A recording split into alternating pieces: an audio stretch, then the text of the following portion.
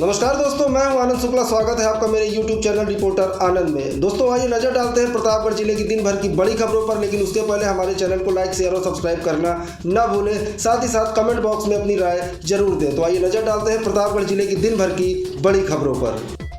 दिन भर की बड़ी खबरों की शुरुआत करते हैं नगर कोतवाली क्षेत्र से, जहां फरार चल रहे 50,000 रुपए की इनामी बदमाश को एसटीएफ की प्रयागराज यूनिट ने सोमवार को गिरफ्तार कर लिया। उसके पास से तमंचा व 3 कारतूस बरामद हुआ।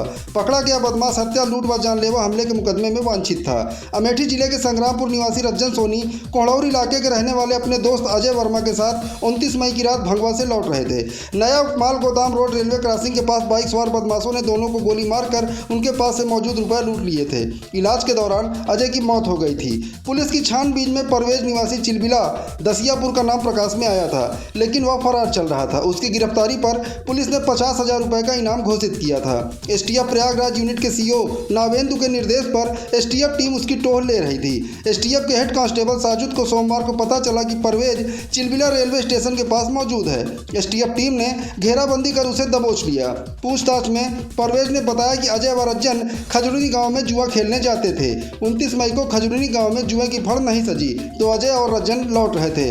परवेज अपने साथियों आदित्य गुप्ता, पुनीत प्रजापति, अभय सिंह उर्फ अभि राजपूत व अकील निवासीगढ़ प्रतापगढ़ के साथ जुए की फड़ लूटने गया था। जुए की फड़ न लगने पर रज्जन व अजय को गोली मारकर पैसे लूट लिए। इसके बाद उसने गुजरात और महाराष्ट्र में फरारी काटी। उसके चारों साथी पहले ही जेल भेजे जा चुके हैं और परवेज इस मामले में फरार था, जिसे एसटीएफ ने दबोचकर जेल भेज दिया। अगली खबर सियासत से है। प्रतापगढ़ में जनसत्ता दल के मुखिया राजा भैया को दर्जा प्राप्त राज्य मंत्री सुनील भराला लगातार चुनौती दे रहे हैं। लोक निर्माण अतिथि गृह में पत्रकारों से बात करते हुए दर्जा प्राप्त मंत्री सुनील भराला ने कहा कि ब्राह्मण राष्ट्रवादी हैं। इनको मठ मंदिर, वेद पाठ और कर्मकांड की आवश्यकता है। इसके लिए राम मंदिर, काशी कॉरिडोर, वेद पुराण की चिंता भाजपा करती है। 16.5% ब्राह्मण भाजपा के साथ हैं। तिलक, तराजू और तलवार, इनको मारो जूते चार का नारा देने वालों को ब्राह्मण बिल्कुल पसंद नहीं करता।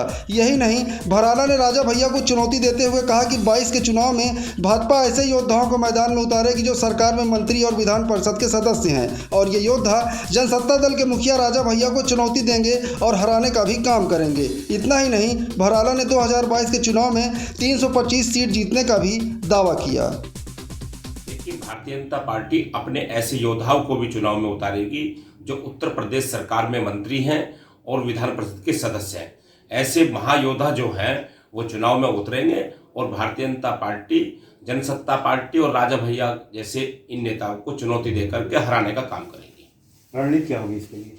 इसके लिए हमारी पोलिंग बूथ, कार्यकारिणी और सेक्टर संयोजक जो कार्यकर्ता है वो फौज के रूप में खड़ी होगी और वो धराशायी करेगी। 2022 में कितने सीटों का लक्ष्य है?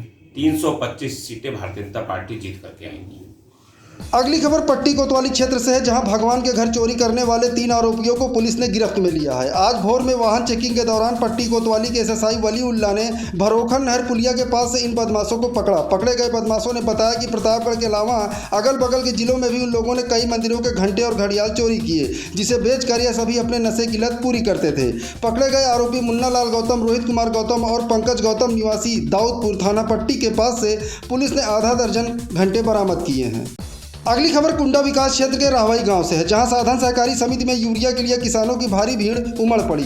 देखते ही देखते सैकड़ों किसान एक साथ खाद लेने पहुंच गए। यूरिया लेने की जद्दोजहद में किसानों को न कोरोना का डर दिखा और न ही कोविड गाइडलाइन का पालन हुआ। इस दौरान जमकर सोशल डिस्टेंसिंग की धज्जियां उड़ाई गई। समिति की तरफ से कोरोना गाइडलाइन फॉलो कराने के लिए कोई भी इंतजाम नहीं किया गया था। भीड़ इतनी थी कि समिति के बाहर कुंडा गोतनी मार्ग पर जाम लग गया। प्रदेश सरकार किसानों को पर्याप्त मात्रा में यूरिया देने का लाख दावा करे, लेकिन किसानों की भीड़ देखकर अंदाजा लगाया जा सकता है कि किसान कितना परेशान है। खेतों में लगी धान की फसलों को बचाने के लिए हालात ये बन गए हैं कि उन्हें अपनी जान की भी परवाह नहीं। कुंडा में यूरिया के लिए उमड़ी भीड़ ने शासन प्रशासन के इंतजामों की पोल खोल दी। यूरिया के लिए किसान समिति के बाहर घंटों इंतजार करते रहे, लेकिन इसके बावजूद खाद नहीं मिला। कुछ को मिला और कुछ खाली हाथ ही लौट गए। अगली खबर स्वास्थ्य महकमे से है, जहां कोरोना की तीसरी संभावित लहर के मद्देनजर प्रदेश सरकार ने 3 दिन 3 गुना वैक्सीनेशन का अभियान चलाया। विशेषज्ञ तीसरी लहर सितंबर से अक्टूबर तक आने की संभावना जता रहे हैं, जिसके बाद से प्रदेश सरकार ने वैक्सीनेशन में और तेजी लाने का निर्णय लेते हुए 3 दिन 3 गुना वैक्सीनेशन का अभियान चलाया। इसी अभियान के तहत आज प्रतापगढ़ के कुंडा CSC की टीम ने अधीक्षक डॉक्टर राजू त्रिपाठी की अगुवाई में अंजुमन रजा मुस्तफा सामाजिक संस्था के कार्यालय पर वैक्सीनेशन का कैंप लगाया। कैंप में पहुंचे सैकड़ों लोगों ने पूरे उत्साह के साथ वैक्सीन लगवाई। संस्था के अध्यक्ष डॉक्टर मुअज्जम ने स्वास्थ्य महकमे का आभार व्यक्त करते हुए कहा कि कोरोना की जंग जीतने के लिए सभी लोगों को जल्द से जल्द वैक्सीन लगवानी चाहिए। आज के लिए बस इतना ही दोस्तों, कल फिर मिलेंगे प्रतापगढ़ जिले की दिन भर की बड़ी खबरों के साथ। तब तक के लिए नमस्कार।